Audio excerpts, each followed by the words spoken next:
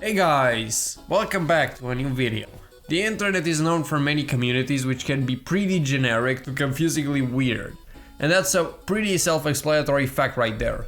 Throughout parts of our lives on the internet, we've stumbled upon communities that have their own little quirks which could give you a feeling of strangeness and confusion. The rabbit hole we're gonna be going down in this video is going to be weird and confusing, but not as strange and experimental as other rabbit holes we've looked at on this channel. But still weird enough to the point where I could make an entertaining video explaining it. Ladies and gentlemen, it's time to dive into the sea of fake anti-piracy screen videos. But before we actually cover these videos, I need to provide you with some quick knowledge about our subject of discussion. So to keep this part rather short, trust me, this is not the history of anti-piracy screens. Basically, a bunch of manufacturers in the 90s created several add-ons for the consoles relevant at the time, which gave you the ability to transfer the insides of a cartridge onto a CD for storing on a computer or vice versa. It was meant to be a cheaper alternative for developers to speed up the process of making a video game. But it wasn't long before gamers would get their hands on these add-ons, and soon copies of entire games were floating around on the early internet. This pissed off the console publishers, which would lead to the implementation of strict measures into these cartridges to solidify that they were genuine. This measure was the inclusion of a header that contained info on the game, such as re-release date, game title, etc. And when a game didn't feature that header, it would instead display a screen telling you that this is not a genuine copy, fuck off. And this is the start of anti-piracy measures into video games. So now you know how the anti-piracy trend started in the world of gaming. And now it's time to see what happens when the internet got its hands on it.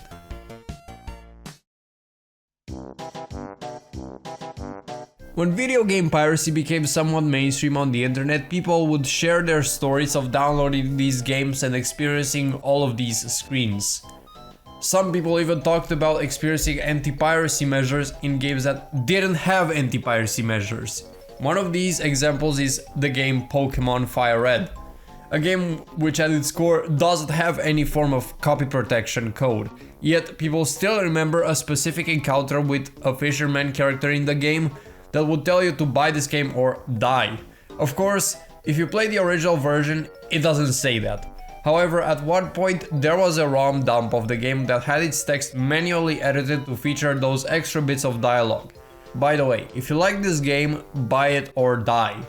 This definitely was made by the dumper of the ROM in order to spook some children that played the game on an emulator and didn't know any better, cementing this ROM dump of Pokemon Fire Red as one of the earliest examples of fake anti-piracy measures put in video games that had no implementations of such features.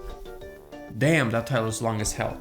Anyways, things would change when sites like YouTube were created. With a website focused entirely on videos uploaded by everyday people like me or you, it was going to mutate this topic into something truly unrecognizable.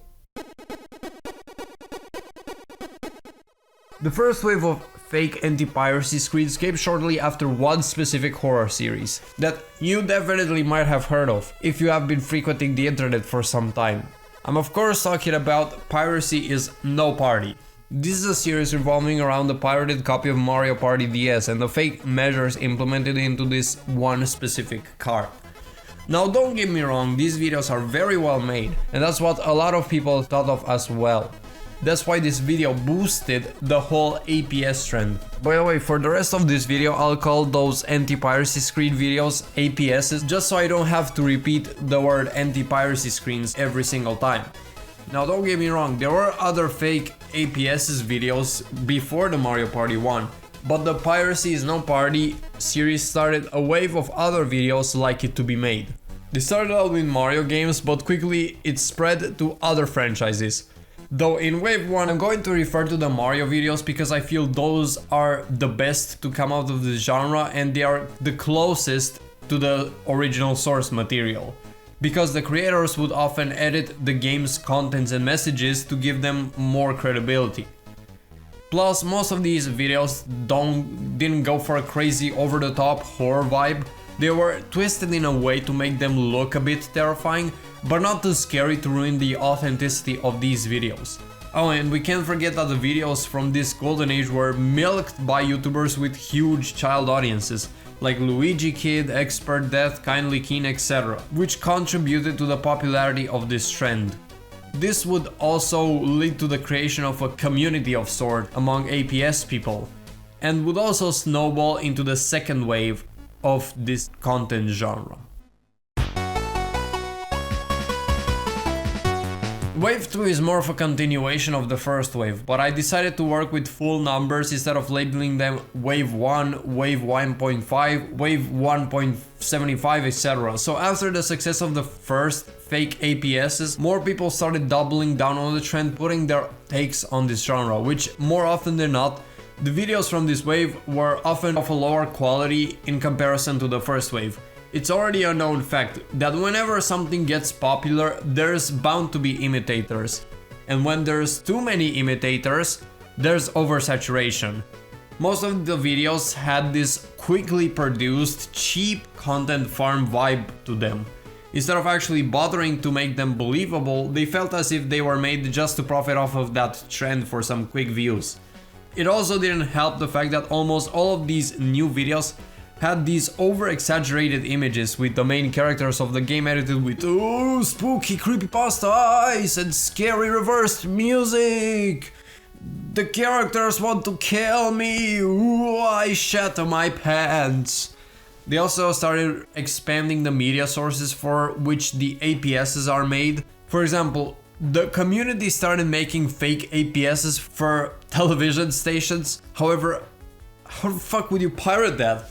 But in a way, I can compare the APS community with the Backrooms community, more specifically the post-Kane Pixels era, when everybody started making creepy Backrooms found footage style videos, and then content farms picked up on this and then integrated other trending topics into the Backrooms to create content slop for kids. It truly is one of the most textbook examples of online community declining due to oversaturation. Which was sad in a way because both the Backrooms and the APSs had a potential to improve, but because it became flooded with low quality content, it became a giant content juggernaut. Later on in this video, you will see that somehow these videos got even worse in quality, and surprisingly it's not the fault of the people that sloppily put together these APSs videos, nor the people that compiled them, and not even the fault of the content creators reacting to these videos.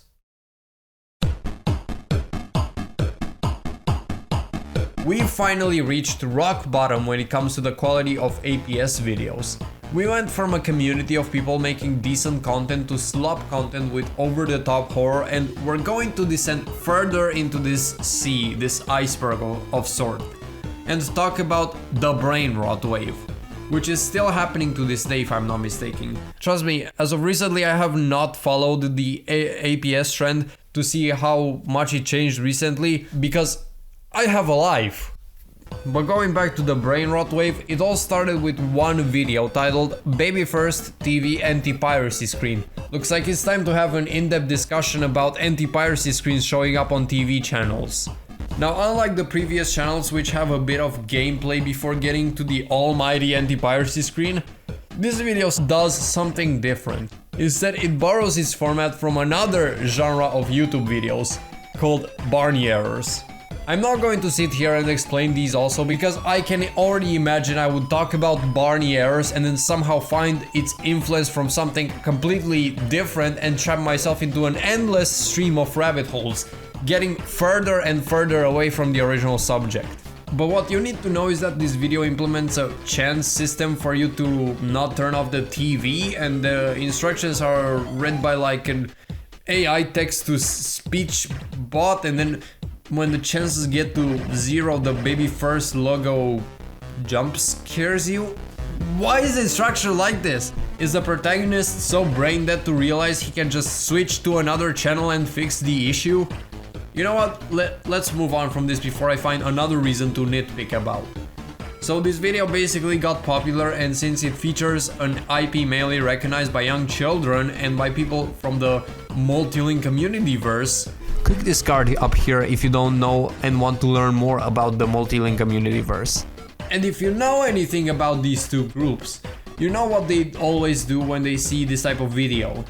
Copy and paste, copy and paste, copy and paste, copy and paste as much as possible, avoid originality, copy the homework as much as possible, follow the video as closely as you can, because that's what they almost always do.